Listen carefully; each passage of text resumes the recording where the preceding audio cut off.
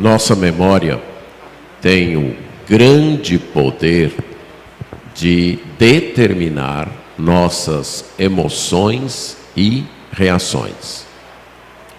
Você lembra de um acontecimento triste e o que acontece? Você fica triste. Você lembra de um acontecimento alegre e logo a alegria vem para a sua vida. Recentemente estava vendo uma reportagem sobre um pai e um filho. E o filho estava obtendo sucesso numa determinada atividade. E depois de entrevistarem o filho, foram entrevistar o pai que estava acompanhando aquela atividade do filho. E o pai estava muito feliz, sorrindo, até que lembrou de uma situação que havia ocorrido entre ele e o filho, um passado mais recente, em que ele e o filho estavam em casa e o filho pediu comida e ele não tinha nada para dar para o filho. Bastou aquela lembrança e as lágrimas começaram a rolar descontroladamente dos olhos daquele pai. É o poder da lembrança. Se você está bem feliz e alegre, mas de repente você é lembrado ou você se lembra de uma raiva que você passou. E logo, não só a lembrança, mas também a raiva se fazem presente em sua vida. Então nós podemos ser controlados por nossa memória. Elas podem ditar nossas emoções, nossos ânimos, nossas reações. Nossas lembranças podem nos dar esperança ou nos deixar desesperançados e até desesperados. Mas não precisamos ser controlados por nossa memória. De fato, nós devemos controlar nossa memória. Nós devemos escolher nossas lembranças. Nós devemos cuidar daquilo que nós lembramos. E assim, nós poderemos dirigir nossas emoções e reações. Em Isaías 44, 21 a 23, nós podemos destacar 3 lembranças que nos ajudam a enfrentar a vida com ânimo e com esperança. E a partir disso eu quero enfatizar que o povo de Deus deve ser dirigido por lembranças relacionadas a Deus. O povo de Deus deve ser dirigido por lembranças que tenham a ver com Deus, com lembranças relacionadas ao plano de Deus, à ação de Deus e a seus deveres para com Deus. E nesse texto vamos destacar 3 destas lembranças. Vamos ler Isaías 44, de 21 a 23. O texto diz assim: lembra-te destas coisas, ó Jacó, ó Israel, porquanto és meu servo. Eu te formei, tu és meu servo, ó Israel, não me esquecerei de ti. Desfaço as tuas transgressões como a névoa, e os teus pecados como a nuvem. Torna-te para mim, porque eu te remi. Regozijai-vos, ó céus, porque o Senhor fez isso. Exultai vós, ó profundezas da terra. Retumbai com júbilo, vós montes, vós bosques e todas as suas árvores, porque o Senhor remiu a Jacó e se glorificou em Israel. Vamos orar. Senhor nosso Deus, pedimos a Tua ação para que nossa concentração e disposição se voltem para a Tua palavra, para aquilo que ela nos diz. Dá-nos a compreensão clara, o entendimento do que realmente ela diz, o amor para se submeter a Ti e a disposição para Te obedecer. Somente o Teu Espírito pode realizar isso em nossas vidas. Pedimos isto em nome de Jesus. Amém. Já que a memória pode controlar nossas emoções e reações, nós devemos ser dirigidos por memórias, por lembranças relacionadas com Deus. E a primeira lembrança que eu quero destacar aqui, que deve determinar sua vida, é a lembrança de que Deus escolheu não esquecer o seu povo. Você deve lembrar disso. Deus escolheu não esquecer o seu povo. O profeta Isaías está se dirigindo a um grupo que viveu posterior a ele, uns 150 anos depois dele, o povo de Judá e de Jerusalém, e que estaria no exílio. Esse povo, então, no exílio, estaria passando por situações tremendamente adversas, por situações de dificuldade, de opressão, sem o seu templo, sem o seu governo, sem sua liberdade para adorar a Deus da forma como eles haviam sido instruídos, com seus sacrifícios e no templo escolhido por Deus. Nesta situação, eles lembravam que havia sido por causa dos seus pecados, da sua desobediência a Deus, que eles haviam sido levados àquela situação. E eles estavam então pensando que Deus não se lembrava mais deles, que Deus não queria mais nada com eles, que Deus havia se esquecido deles. É para este povo, nesta situação, que Isaías dirige as suas profecias nesta segunda parte do seu livro, a partir do capítulo 40. Nessa parte específica que nós lemos, que pertence a uma sessão que começou lá no capítulo 43, após um hino, Isaías então, aliás, no capítulo 42, no verso 13, após um hino de 10 a 12, Isaías, desde essa parte, 42, 13, vai encerrar aqui no 44, 23, Isaías está lembrando aquele povo de que eles eram servos de Deus. Eles pertenciam a Deus. Eles deveriam então abandonar os seus pecados, eles deveriam deixar de lado a descrença e o pensar de que haviam sido rejeitados por Deus, que haviam sido abandonados por Deus.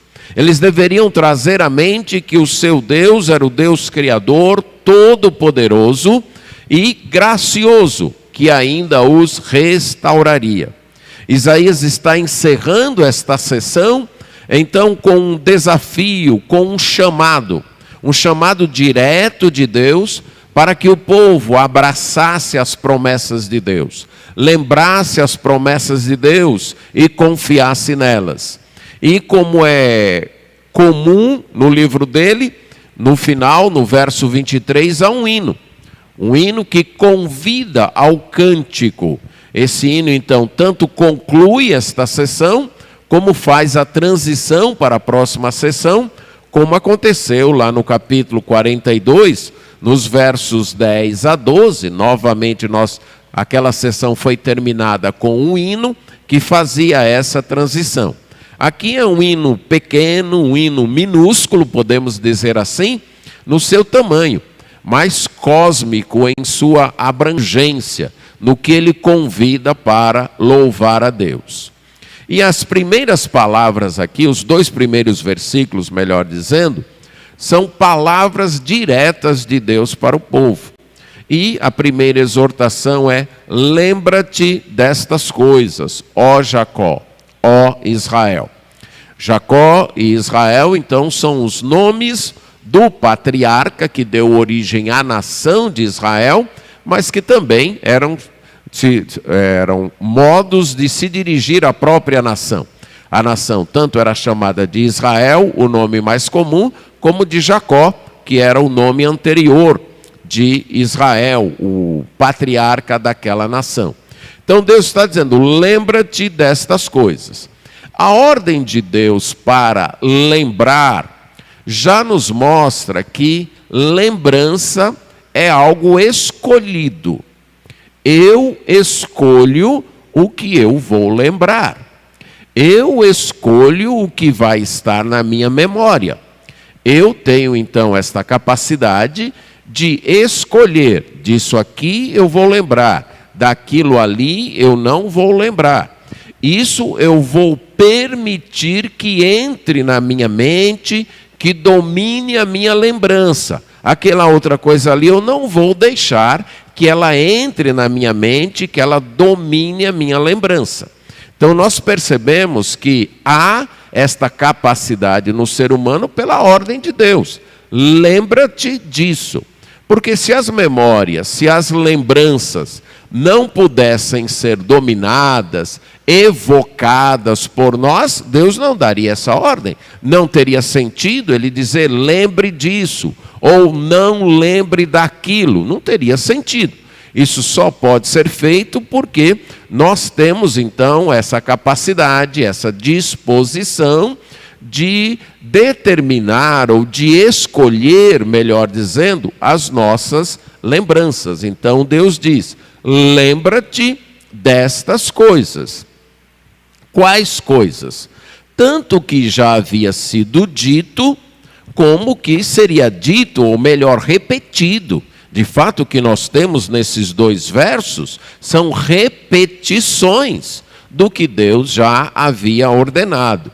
E se você tem lido a Bíblia com atenção, você percebe que boa parte dela é repetição.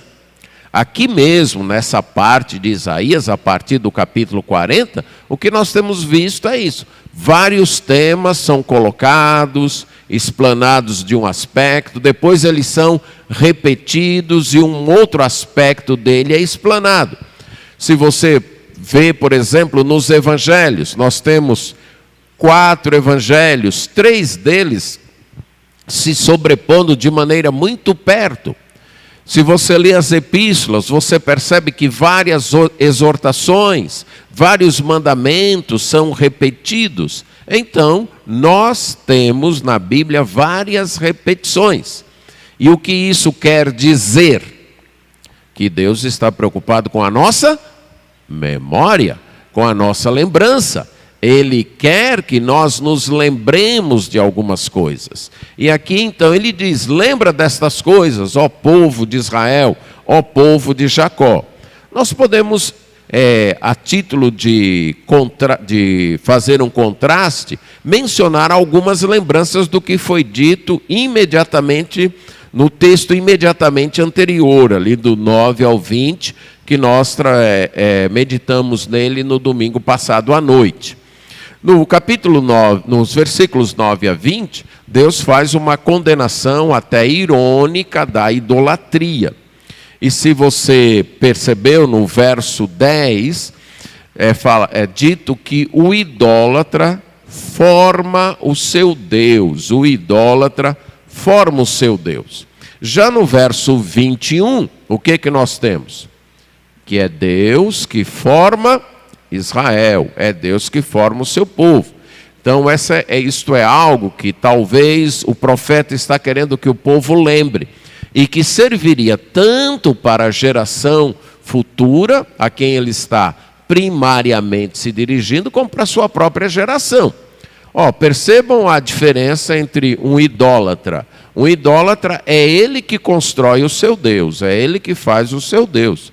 Mas no nosso caso, o profeta está dizendo, foi Deus quem nos fez. Nos versos 18 a 20 do texto anterior, é mostrado como o idólatra está preso ao seu ídolo. Já que o seu ídolo nada sabe, nada entende, nada enxerga, o idólatra também está preso a esse pensamento. Ele não consegue se libertar disso. Ele está preso ao engano. Ele não consegue libertar a sua alma. O final do verso 20. Não pode livrar a sua alma. No caso do povo de Deus, ele é servo de Deus. Ele também está preso, mas preso como servo de Deus. E servo no sentido que Deus escolheu para que ele fosse servo. No caso do idólatra, foi o idólatra que escolheu o ídolo no qual ele se prendeu. Aqui Deus escolheu Israel como seu servo. No verso 17 é dito que o idólatra se ajoelha diante do ídolo e pede: salva-me, porque tu és meu Deus. Nesses 2 versículos aqui, aliás, nos 3 versículos, nós vemos que é Deus que diz: eu é que salvo vocês, eu é que redimo vocês. Deus é que anuncia e proclama seu ato de salvação ao povo. O idólatra vai lá no bosque, como nós lemos no verso 14, escolhe uma árvore e dela faz um ídolo. Nesse texto, no verso 23, nós vimos que as árvores do bosque são convocadas a louvar a Deus. Elas existem não para ser Deus, não para serem transformadas em Deus, mas para louvar a Deus, para servir a Deus. E com tudo isso, o que Deus está querendo enfatizar? O que Deus está querendo dizer para o seu povo? É a lição que ele já havia dito nos versos 6 e 8. Só eu sou Deus, não existe outro Deus. Então, já que só eu sou Deus, ninguém pode me impedir de salvar vocês. Ninguém pode me impedir de cuidar de vocês. Nesse contraste com a idolatria, o que Deus quer que o seu povo lembre? Que o seu povo lembre disso. Naquele contexto onde eles estavam, de muita idolatria, e de um pensamento de que os deuses brigavam entre si, de que haviam vários deuses, então um deus mais forte poderia derrotar o outro deus que não estivesse tão forte, que o deus do mar poderia subjugar o deus da terra e causar então um maremoto ou qualquer coisa desse tipo. Deus está dizendo: não é assim. Não existem esses deuses, só existe um Deus, que sou eu. Então, logo, vocês têm que confiar e saber que quando eu me proponho a salvar vocês, ninguém vai me impedir. Quando eu me proponho a cuidar de vocês, ninguém vai me impedir. Então, lembre-se disso, que nosso Deus é o Deus todo-poderoso, é o Deus onipotente, é o único Deus. No capítulo 44, verso 6, ele disse: eu sou o primeiro e eu sou o último, e além de mim não há Deus. Então, vamos tirar da nossa mente aquelas ideias de que há poderes que disputam em posição de igualdade com Deus, poderes que podem frustrar os planos de Deus, poderes que podem impedir que o propósito de Deus se realize em nossa vida. Esse não é o que a Bíblia diz. No verso 8 do capítulo 44, Deus faz uma pergunta retórica no final do verso: há outro Deus além de mim? Não, não há outra rocha que eu conheça. Lembre-se disso. Quando sua mente ficar em dúvida, quando você estiver duvidoso ou duvidosa quanto ao plano de Deus para você, quanto à capacidade ou poder de Deus realizar este plano, ou se Satanás pode impedir que o plano de Deus se realize, ou se Satanás pode fazer alguma coisa para atrapalhar isso, lembre-se, o Deus das Escrituras é soberano. O Deus das Escrituras é onipotente. O Deus das Escrituras é único. Ninguém pode deter a mão dele. Ninguém pode impedi-lo em seus planos. Ninguém pode impedi-lo em seus propósitos. Não há alguma força no universo que seja capaz de detê-lo e muito menos de vencê-lo. Mas lembre também, agora vamos para a parte posterior do texto, que somos servos de Deus, se você pertence ao povo de Deus. Deus diz, lembra-te destas coisas, ó Jacó, Israel, porquanto és meu servo. Essa é uma das mensagens repetidas nesta parte. Veja no capítulo 41, versos 8 e 9. Mas tu, ó Israel, servo meu, tu, Jacó, a quem escolhi, descendente de Abraão, meu amigo, a quem eu tomei das extremidades da terra, e chamei dos seus cantos mais remotos, e a quem disse, tu és meu servo, eu te escolhi, não te rejeitei. Lembre de que se você faz parte do povo de Deus, você é servo escolhido por Deus. No capítulo 44, verso 1, agora, pois, ouve, ó Jacó, servo meu, ó Israel, a quem escolhi. O povo de Deus é servo de Deus, servo que Deus escolheu para lhe pertencer, para lhe honrar, para servir a Deus. Foi Deus que fez esta escolha. Naquele tempo, havia o povo de Israel escolhido como servo de Deus. Este povo permanece como povo de Deus e Deus voltará a tratar com eles. Mas nessa dispensação, Deus também tem escolhido a sua igreja, pessoas de todas as nações para pertencerem a Ele. Veja o que diz Apocalipse, capítulo 1. Quando João está começando o seu livro, uma espécie de carta às 7 igrejas da Ásia, e no capítulo 1, na metade do verso 5, falando de Jesus Cristo, ele diz, aquele que nos ama, e pelo seu sangue nos libertou dos nossos pecados, e nos constituiu reino, sacerdotes, para o seu Deus e Pai. A Ele a glória e o domínio pelos séculos dos séculos. Amém.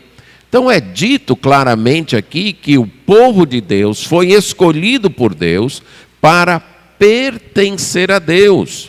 Quando o apóstolo Pedro escreve sua primeira carta, e ele dirige aos forasteiros que estão em várias regiões da Ásia, no capítulo 1, no verso 2, ele diz que eles foram eleitos, escolhidos, segundo a presciência de Deus. Deus escolheu aquelas pessoas para pertencerem a Ele.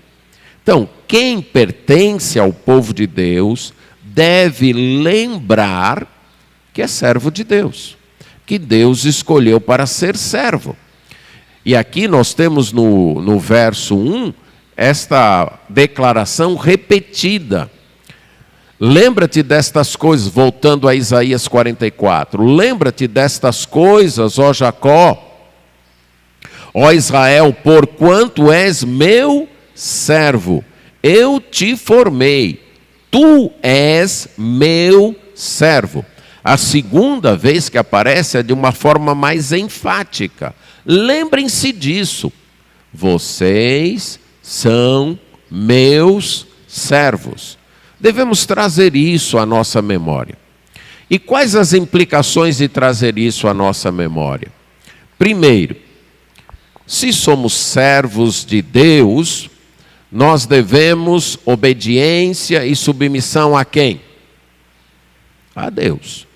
Somos servos dele. O apóstolo Paulo, várias vezes, na sua carta, se intitula servo de Cristo ou escravo de Cristo. Nós somos servos de Deus. E se somos servos de Deus, nós devemos nossa obediência a Ele. E essa obediência deve ser exclusiva.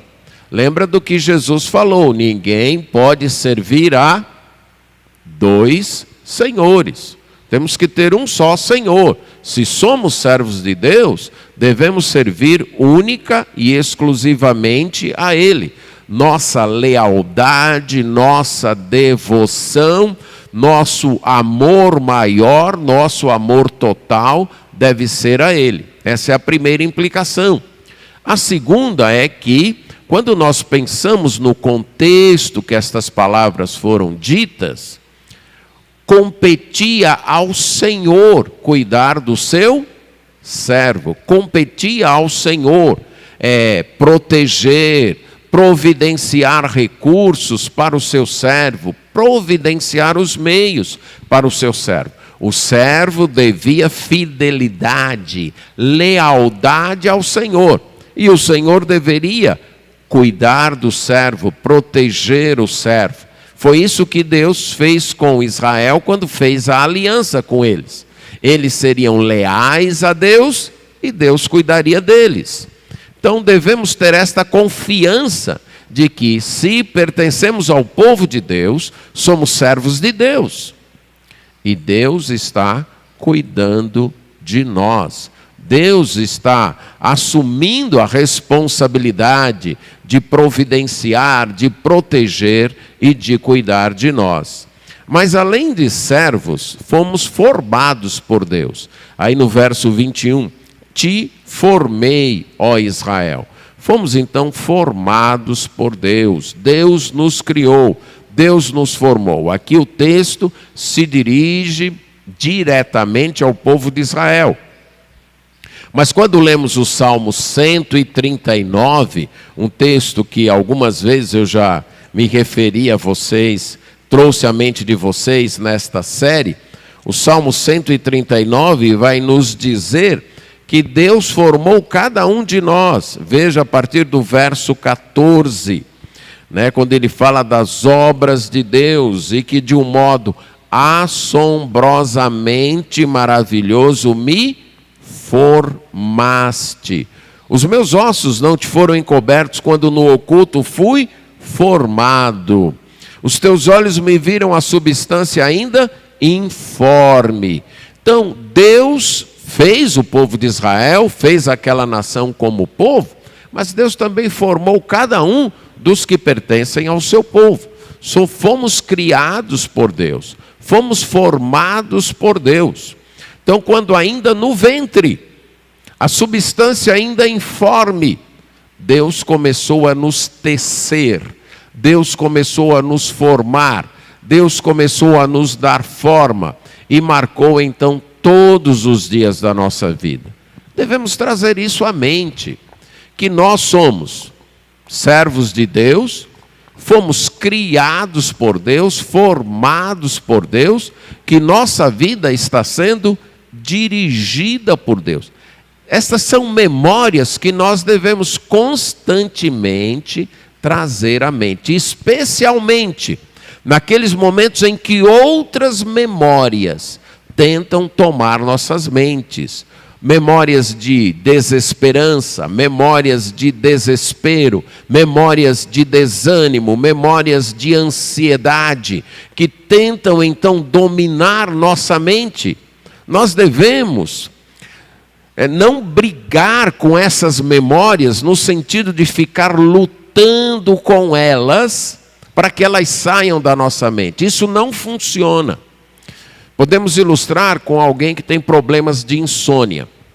E aí ele vai deitar e ele vai dizer: hoje eu não posso ficar com insônia, hoje eu tenho que dormir, hoje eu não posso ficar com insônia, hoje eu tenho que dormir. O que vai acontecer? Ele não vai dormir, certo?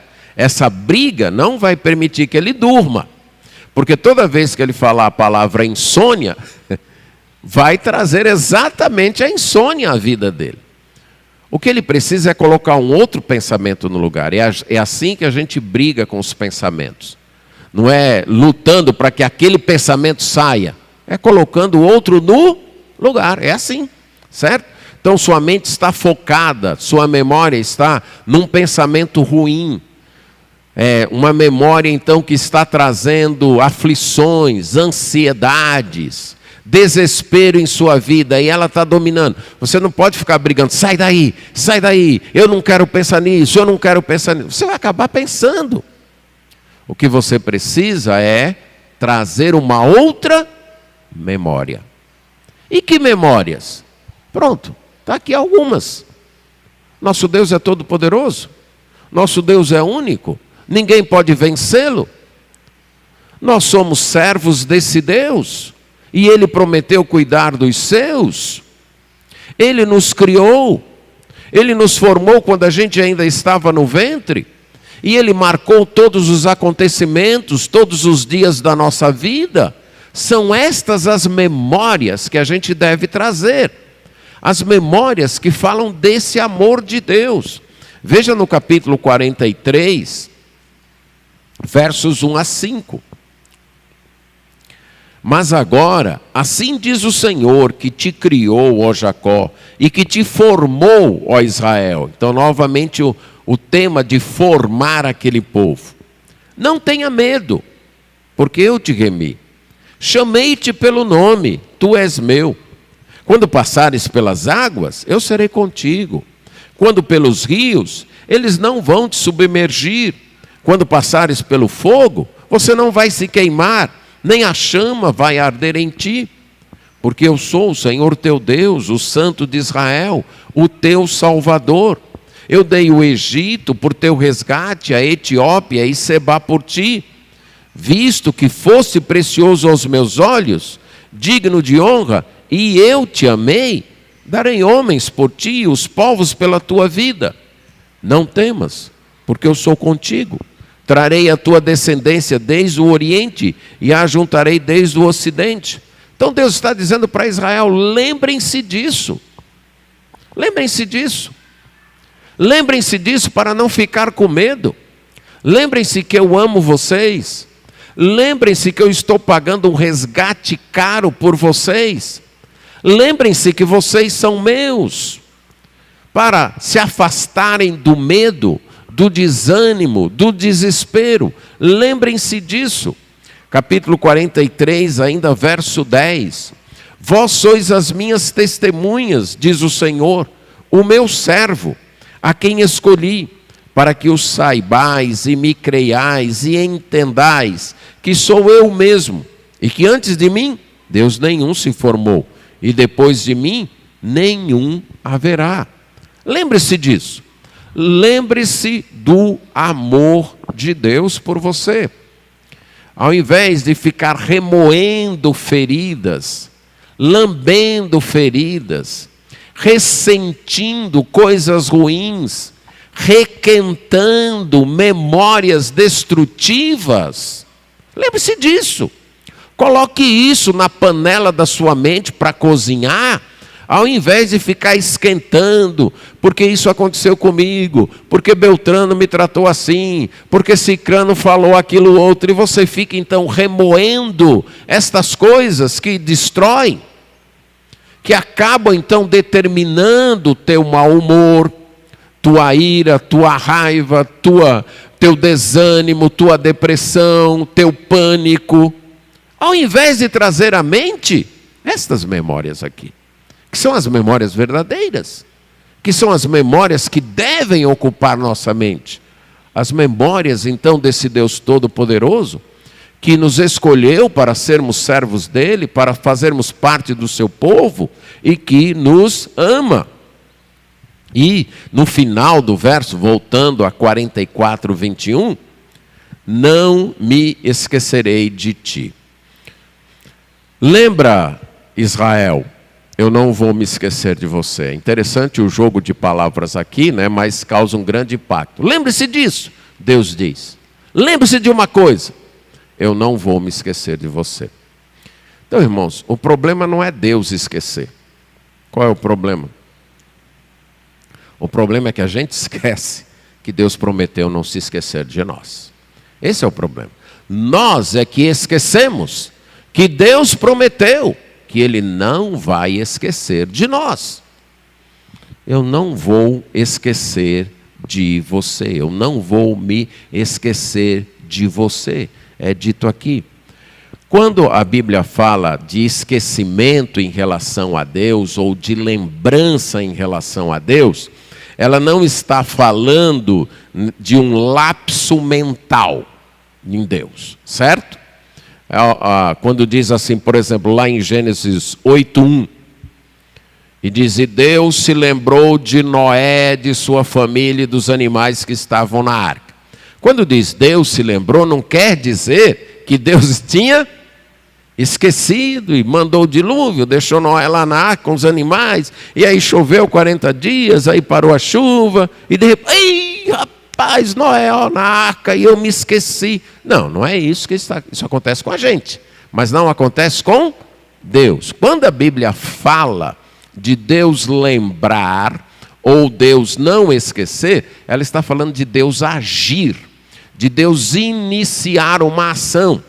É a mesma coisa em Êxodo, capítulo 2, verso 24, quando diz que quando Deus viu a opressão do povo de Israel, Deus se lembrou da aliança que tinha feito com Abraão, com Isaac, com Jacó.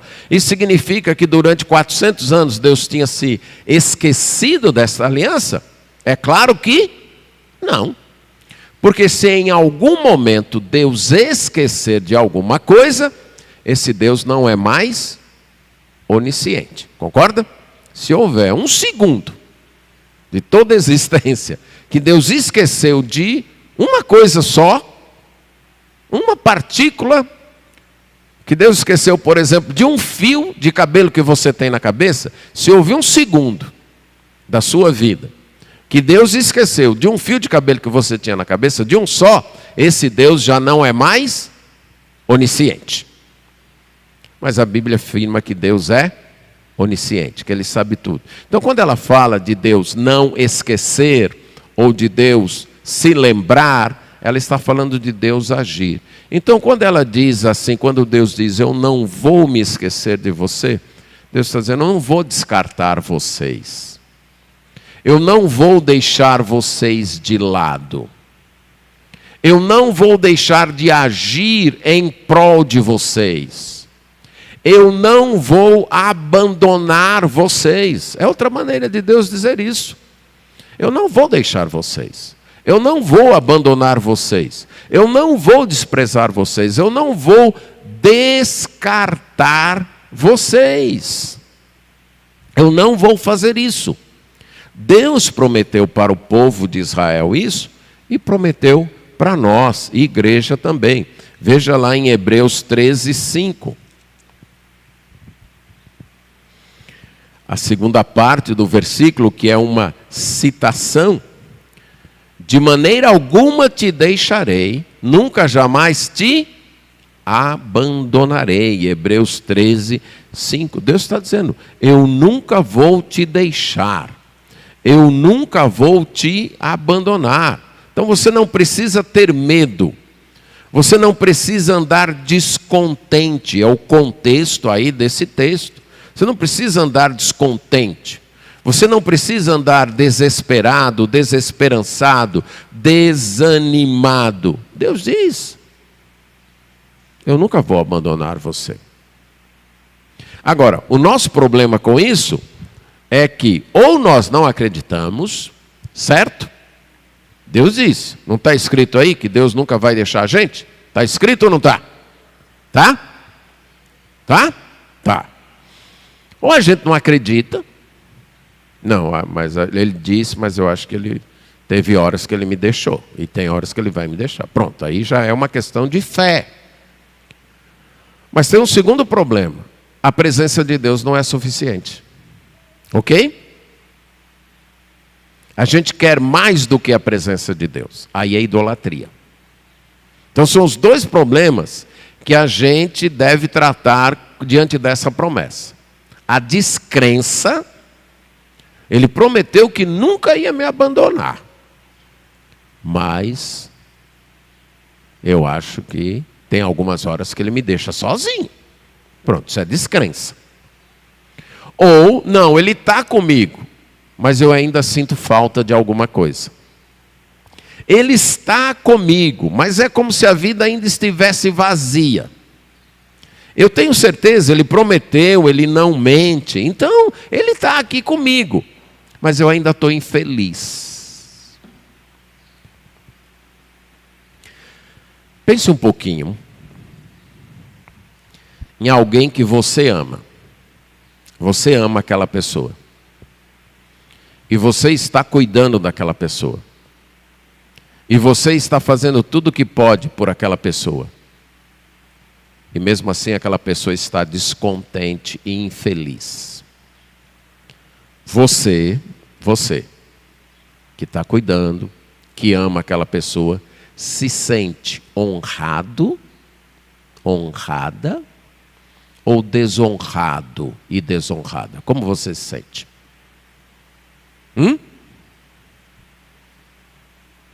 Entendeu a questão? Você está ali, cuidando, você ama a pessoa. Pense num filho, né? Você faz tudo pelo seu filho, ajuda o seu filho ou sua filha, cuida e faz tudo que está ao seu alcance. E chega uma hora, esse filho diz, mas eu estou infeliz com você aqui. E aí? Ou eu estou infeliz nessa casa. Como é que você se sente com o seu filho? Agora, inverta os papéis. É você sendo cuidado. É você sendo amado. E Deus do seu lado. E você infeliz. E aí? Ok? Esse é o segundo problema. Deus prometeu estar com o seu povo. E Ele está com o seu povo. Se a infelicidade está em sua vida, ou você não crê nisso, ou você não é do povo de Deus, ou Deus não está sendo suficiente para você. E se Deus não está sendo suficiente para você, aqui o problema é de idolatria. Ídolos do coração. Aquilo que nós tratamos na pregação do domingo passado à noite. Você está adorando e amando supremamente pessoa ou pessoas, coisa ou coisas além de Deus. E quando aquilo lhe faz falta, a vida fica infeliz. Vamos pensar num torcedor que idolatriza o seu time, certo? E aí chegou a final do campeonato. Está tudo bem na casa dele. A mulher o ama, se derrama em carinho por ele, os filhos o honram, estão todos ali com saúde, ele tem comida na geladeira, ele tem dinheiro no banco, ele tem uma boa casa, tem um bom carro, mas o time perdeu. E ele fica arrasado. Aí já fica de mau humor com a mulher, já briga com os filhos, o carro já não tem tanto sentido para ele. O que aconteceu aqui? O time tem mais valor talvez eu esteja agredindo um bocado de gente aí, né? Mas o time tem mais valor do que as outras coisas. O que é isso? Idolatria. Então, sempre que a gente se sentir infeliz, e esta infelicidade não for causada por algo relacionado a Deus, o nome de Deus sendo desonrado, o nome de Deus sendo blasfemado, sempre que a nossa infelicidade não for ocasionada por isso, olhe com atenção o seu coração. Pode ter ídolos lá dentro, altares lá dentro. E aí a presença de Deus não é suficiente. Deus diz, olha, fique contente, que está lá em Hebreus nós lemos, fique contente, eu estou do seu lado, eu não vou te deixar. Fique contente com o que você tem, porque eu estou te dizendo que eu vou ficar com você, jamais vou te abandonar. Não, mas eu não estou feliz. Pronto. A presença de Deus não é suficiente. Estamos aí na área da idolatria. Mas lembre-se da promessa. Deus disse, Ele vai estar conosco. Lembre de Romanos 8:35, né? Romanos capítulo 8, 35. Quem nos separará do amor de Cristo? Será tribulação, angústia, perseguição, fome, nudez, perigo ou espada? E aí ele vai descrevendo e termina no 38. Nem altura, nem profundidade, nem qualquer outra coisa poderá nos separar do amor de Deus. Lembre-se disso. Está se sentindo mal amado, mal amada, desprezado, ninguém me ama, ninguém gosta de mim, estas pessoas não me amam, estas pessoas não me ajudam. Está se sentindo assim? E Deus? E o amor de Deus? Traga a sua memória, traga a sua mente, lembre-se disso, do amor de Deus. Lembre-se da segurança que esse amor de Deus providencia. O Senhor Jesus Cristo disse, em João capítulo 10, versos 28 e 29, se referindo às suas ovelhas, que Ele lhes dá a vida eterna, que jamais perecerão, e que ninguém as arrebatará da sua mão. Que o Pai que o deu é maior do que tudo.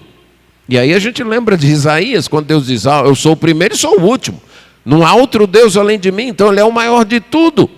E da mão do Pai ninguém pode arrebatar. Quando você tem algo precioso em sua mão, por exemplo, se esse microfone que eu estou segurando fosse muito precioso para mim e eu não quisesse perdê-lo, qual seria a condição para ele ser tomado da minha mão? Alguém mais forte do que eu. Alguém com mais autoridade do que eu. O dono do microfone, certo? Ou alguém mais forte do que eu. Mas no caso de Deus, quem é mais forte do que Deus? Quem tem mais autoridade do que Deus? É isso que Jesus está dizendo. O Pai é maior do que tudo. A mão do Pai ninguém pode tirar. Lembre-se disso. Traga estas coisas à sua memória. Está sendo perseguido aí pelo medo, pelo temor, nesse tempo difícil, incerto que a gente vive. Um diz uma coisa, outro diz outra. Um diz vacina funciona, outro diz não funciona. E a gente fica nesse meio termo. Um diz é isso, outro diz é aquilo. E se a gente ficar com a cabeça nessas coisas, e agora? Ao invés disso, coloque na sua mente. Há um Deus poderoso dirigindo tudo. Esse Deus me escolheu para ser do povo dele, para ser servo dele. Esse Deus me criou. E esse Deus disse que não vai esquecer de mim, que vai cuidar de mim, que Ele me ama. Ele disse isso. Ele mandou o filho dele morrer na cruz por mim. E o filho dele disse que me escolheu como ovelha dele, estou na mão dele e ninguém tira. Pronto, acabou. Coloque estas memórias, ao invés de ficar trazendo aquelas outras memórias que te fazem sofrer, que te martirizam, de algo que aconteceu, do que o seu pai fez e que sua mãe deixou de fazer, do que aconteceu na escola, da oportunidade que eu não tive, da porta que se fechou. Ao invés de ficar povoando sua mente com estas coisas sem jeito e que te destroem, coloque isso na sua mente. Traga isso à sua memória. O amor de Deus, o poder de Deus, o cuidado de Deus.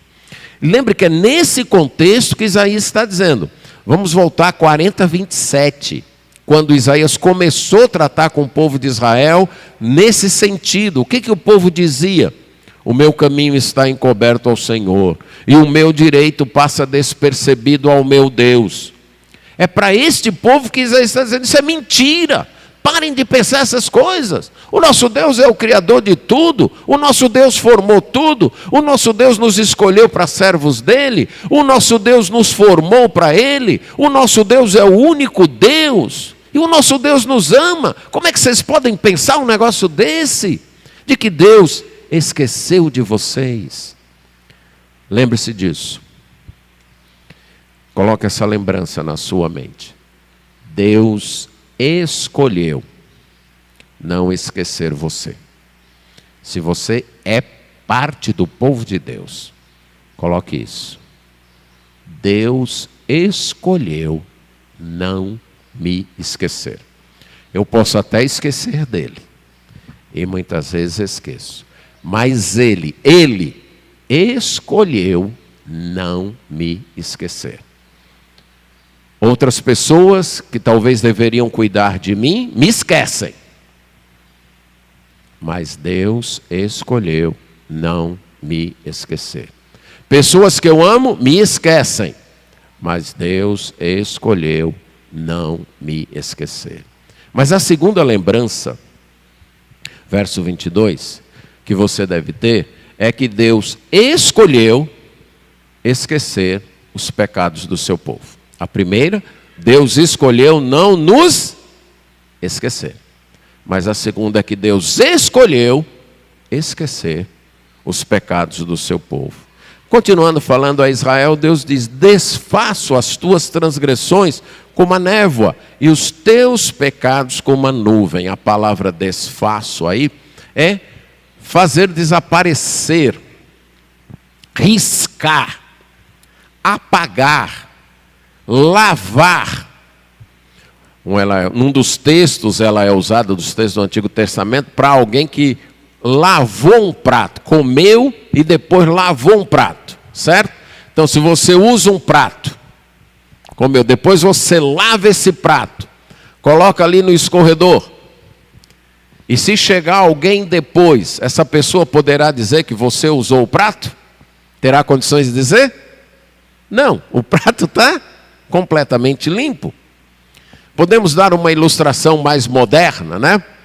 O que acontece quando tem um problema no seu celular e apaga todos os dados? E aí? Se você não tem na memória, estava tudo no seu celular, você é capaz de lembrar? Não. Deus está dizendo: eu apago, eu lavo, eu risco os teus pecados, as tuas transgressões, como a névoa, como a nuvem.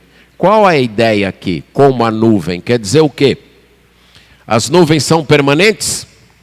São? Tem nuvem uma hora do dia e daí a pouco o que acontece? Dá um vento e o que acontece? Elas vão embora. Você pode à noite olhar, o céu está cheio de nuvens e quando acordar de manhã o céu está limpo. Essa é a ideia. Elas não são permanentes. São fáceis de ser levadas. É isso que Deus está dizendo. Eu apago os teus pecados como as nuvens. Eu perdoo você.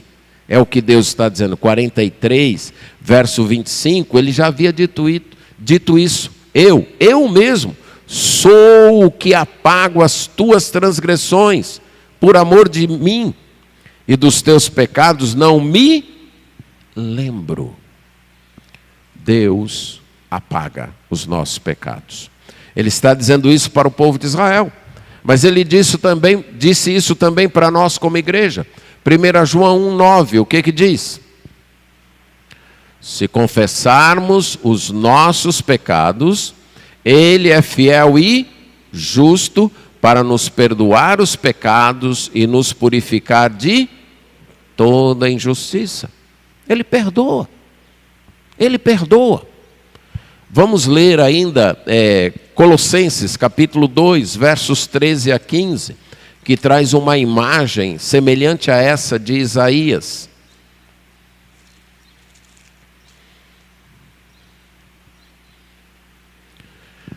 O apóstolo Paulo diz assim: a vós outros, que estáveis mortos pelas vossas transgressões e pela incircuncisão da vossa carne, vos deu vida juntamente com ele, perdoando todos os vossos delitos, perdoando todos, tendo cancelado o escrito de dívida que era contra nós e que constava de ordenança, o qual nos era prejudicial, removeu inteiramente, encravando na cruz, e despojando os principados e potestades, as expôs publicamente, ao desprezo, triunfando deles na cruz.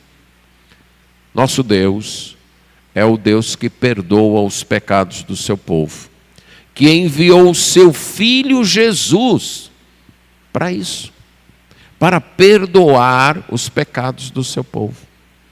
Deus não esquece o seu povo, mas esquece os pecados do seu povo. Ele perdoa, ele esquece. Se existem memórias que podem nos atormentar, minar nossa vida, destruir nosso ânimo, são as memórias de culpa e vergonha, né? Você se sentindo culpado por coisas erradas que você fez. Todos nós fizemos. E muitas vezes carregamos um fardo, um caminhão nas nossas costas, com essas culpas. E ficamos remoendo. Um dia eu fiz isso, outro dia eu fiz aquilo. Além da culpa, a vergonha, né? Que são duas coisas um tanto distintas. A culpa, nesse sentido, tem mais a ver em relação a Deus. A vergonha muitas vezes é em relação aos outros. Eu fiz isso e as pessoas souberam, as pessoas sabem. As pessoas sabem que eu fiz isso, as pessoas sabem que eu fiz aquilo. Então, você carrega estas lembranças aí. Aí Deus diz, espera aí, eu apaguei. Eu lavei o prato. Certo? Eu dei um problema no celular e apagou tudo. Você não tem como recuperar mais nada. Está apagado. Eu apaguei. E aqui também duas implicações. Primeiro, para nós. Se Deus diz que já perdoou, que já apagou, por que você tem que estar lembrando? Por que você tem que trazer na memória? Eu acho que eu não mereço de Deus porque eu fiz isso. Eu acho que eu devo estar sofrendo porque eu fiz aquilo. O que Deus disse? Ele apagou. Ele lavou. O filho dele morreu na cruz pagando. Pronto. Ok? Agora a segunda implicação é em relação aos outros. Deus diz que Ele apaga as minhas transgressões. Agora, fulano, você lembra aquela vez que você fez isso? Eu não esqueci não, e teve aquela outra, e teve aquela... E aí? E aí? Quer dizer que Deus apaga as suas. Deus lava as suas. Deus, quando trata com você, não lembra mais. Mas você tem que estar lembrando as dos outros, que me feriu, que fez isso, que fez... E trazendo isso à mente, e trazendo isso à memória. E algumas vezes parece que as pessoas têm esse prazer, né, de lamber as feridas. Sim, e aconteceu isso, e fulano me tratou desse jeito, e Beltrano disse isso, e Cicrano disse... Meu amigo, passou. Acabou. Você vai fazer o quê? Matar o fulano? Matar a cicrana? Em certo sentido, no coração já matou, né? No coração, aquela pessoa já está mais do que assassinada de raiva, porque fez isso comigo. Aí você fica trazendo. Aí Deus está dizendo o quê? Eu apago. Eu apago. Apague também. É isso que a Bíblia nos ensina lá em Efésios. Como Cristo nos perdoou, o que a gente deve fazer? Perdoar os outros. Agora, um dos problemas da gente trazer à memória os nossos próprios pecados é a incapacidade que nós temos de perdoar os outros. Aí se eu não consigo perdoar os outros, aí o que acontece comigo mesmo? Os meus pecados, as minhas culpas, as minhas vergonhas também ficam voltando. E vai me consumindo, e vai me destruindo, e vai me jogando para baixo. Ao invés disso, coloque na sua mente essa memória. Deus escolheu esquecer os meus pecados. Deus escolheu apagar os meus pecados. Deus escolheu me perdoar. Deus escolheu enviar o seu Filho Jesus para morrer na cruz e pagar os meus pecados. Deus escolheu fazer isso por mim. Então, ao invés de ficar lembrando o que você fez, deixou de fazer, os seus erros e tudo mais, e os erros dos outros, lembre-se disso. Deus me perdoou. Deus apagou os meus pecados. Deus enviou Jesus para morrer na cruz e pagar pelos meus pecados. E a última frase do verso 22, ele diz: torna-te para mim, porque eu te remi. A lembrança, estas lembranças devem nos produzir um retorno para Deus. É interessante o que Deus diz aqui. Aqui não está escrito assim: vem para mim para eu te remir. Volta para mim para eu te remir. Te arrepende para eu te remir. Não, está escrito assim: volta para mim, porque eu te remi. Arrepende, porque eu te salvo. Sou eu que te perdoo. Então volta para mim. Vem para mim. Estas lembranças devem nos produzir um retorno a Deus. Uma volta para Deus, uma volta com confiança. Porque Deus diz: eu salvo vocês. Eu liberto vocês.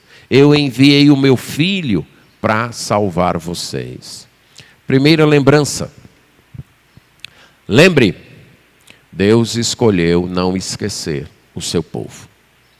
Então, se você é parte do povo de Deus, Deus escolheu não esquecer você.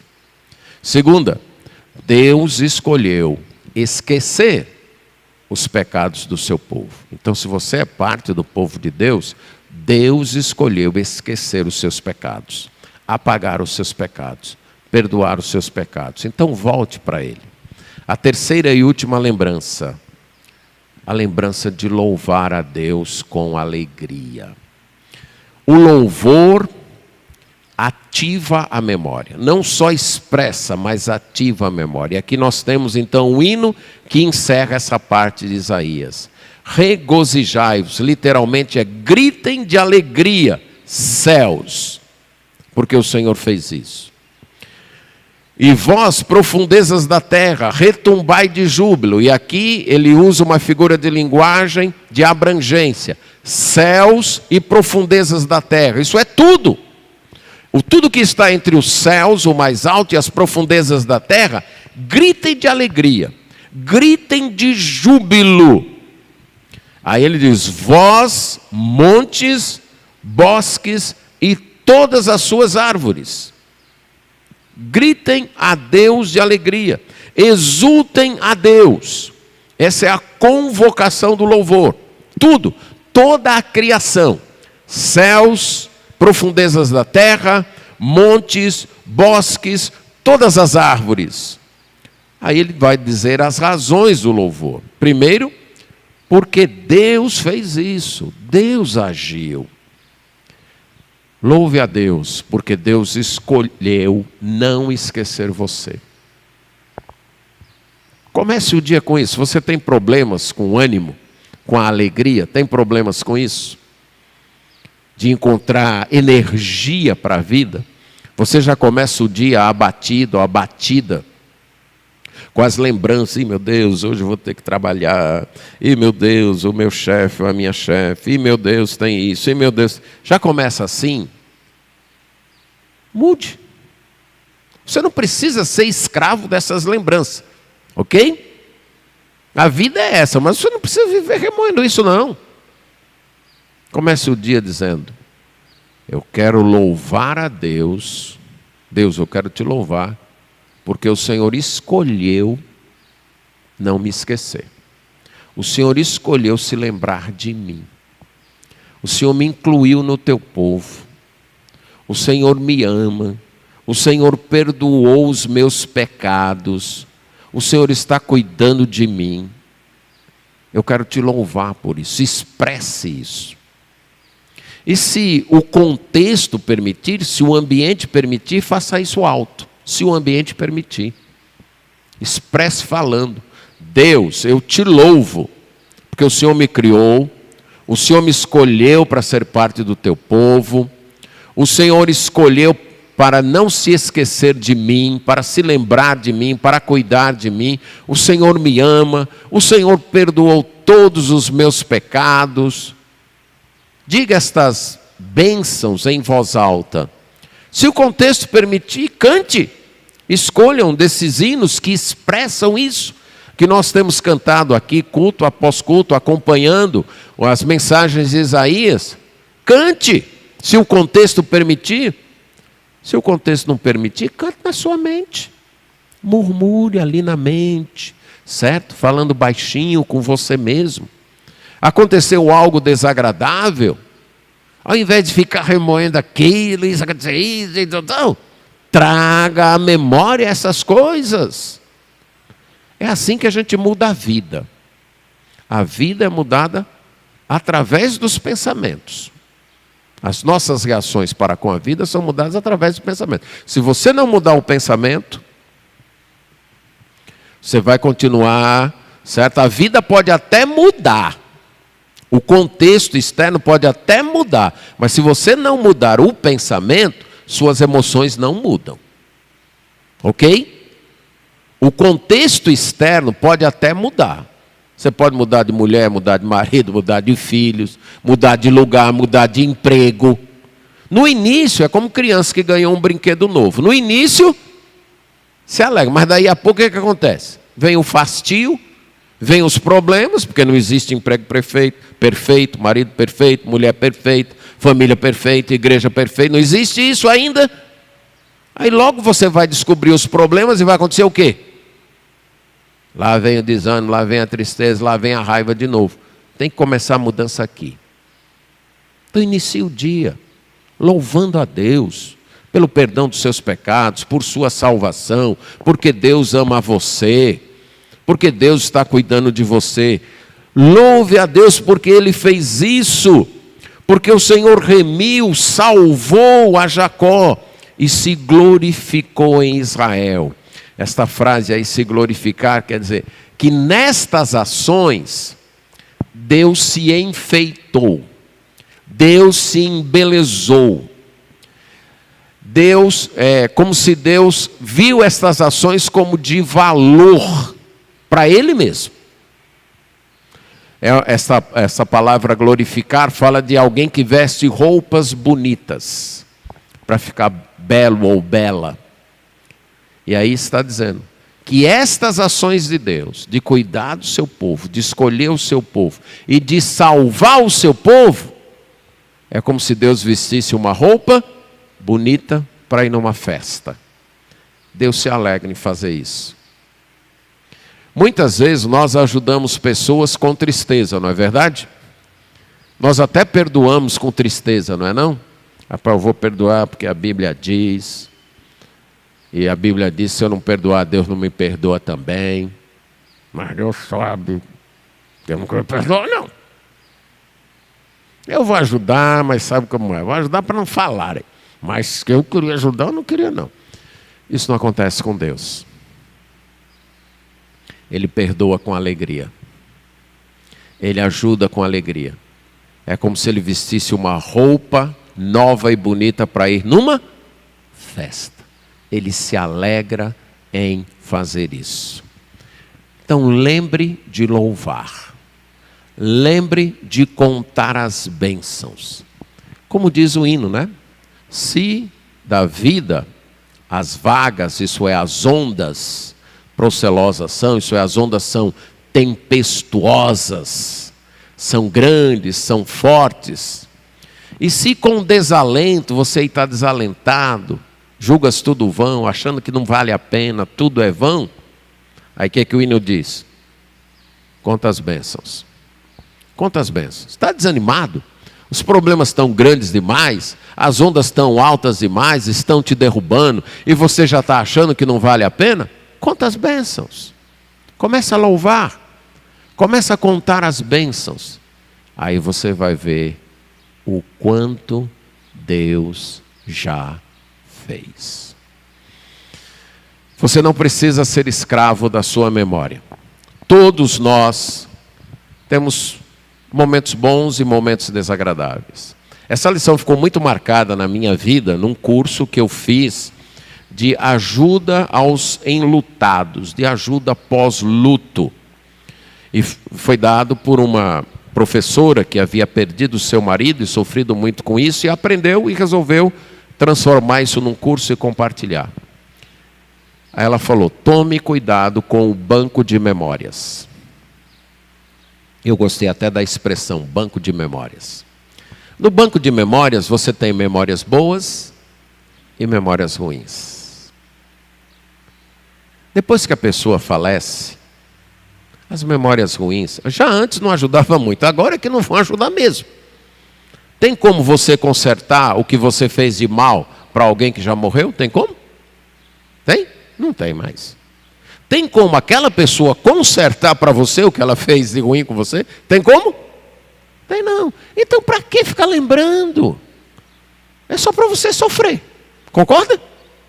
A outra pessoa nem sofre mais. Especialmente se é crente em Cristo, foi para o céu, foi perdoada, nem sofre mais. Quem é que vai sofrer? Você que fica remoendo aquilo. Eu devia ter feito isso, eu devia ter dito aquilo, ou fulano devia ter me tratado. Aí essa professora disse, escolha as memórias. Escolha as memórias agradáveis. Ela disse isso num contexto de luto.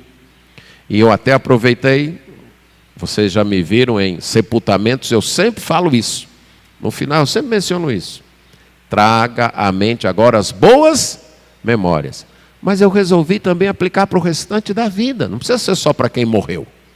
Para quem está vivo. Você não precisa viver escravo das memórias ruins. Todos nós temos no nosso banco de memórias coisas boas e coisas ruins. Você pode estragar seu casamento só lembrando as coisas ruins. Pronto, vai matar o casamento, vai envenenar. Você pode envenenar seus filhos só lembrando as coisas ruins, seus traumas, suas frustrações, seus medos. Você vai envenenar seus filhos. Você pode estragar o ambiente do seu emprego só lembrando as coisas ruins. Pronto, vai envenenar, vai ficar sem amigo, porque ninguém quer estar ao lado de outra pessoa que só lembra coisa ruim. Ou você pode mudar isso. Talvez seu casamento em si não mude, mas você muda. Lembrando as coisas boas. Agradecendo pelo que é bom. Você pode alegrar seus filhos, ao invés de ficar lembrando o que aconteceu de ruim, o que teu pai fez, tua mãe deixou de fazer, ou o que fizeram comigo, o que Deus fez por vocês. Eu quero dizer uma coisa para vocês, eu quero trazer à memória de vocês o que Deus fez por vocês, o que Ele está fazendo por nós. Você pode mudar a sua vida. A vida pode não mudar, mas você pode mudar a sua vida. E pode mudar a sua vida escolhendo suas memórias. Ao invés de você ser controlado por suas memórias, você controlar essas memórias. Você dirigir estas memórias. Lembre-se, eu e você somos responsáveis por nossas emoções e reações. Somos responsáveis. E por que somos responsáveis? Porque nós escolhemos nossas memórias. Nós escolhemos nossos pensamentos. E são eles que determinam nossas emoções e reações. Então nós somos responsáveis. E para ter boas reações e boas emoções, tenha boas memórias. E comece com estas. Eu vou lembrar que Deus escolheu não me esquecer. Deus escolheu não me abandonar. Deus escolheu cuidar de mim. Deus escolheu me amar. Deus escolheu enviar o seu Filho. Deus escolheu perdoar todos os meus pecados. Deus escolheu me salvar. Lembre-se disso e expresse isso. Louve, cante, glorifique a Deus com isso. Para suas memórias começarem a mudar. E aí suas emoções e reações vão mudar também. Com uma sólida base, a da palavra de Deus. Foi isso que Deus disse ao povo de Israel. E é isso que Ele está nos dizendo hoje. Amém.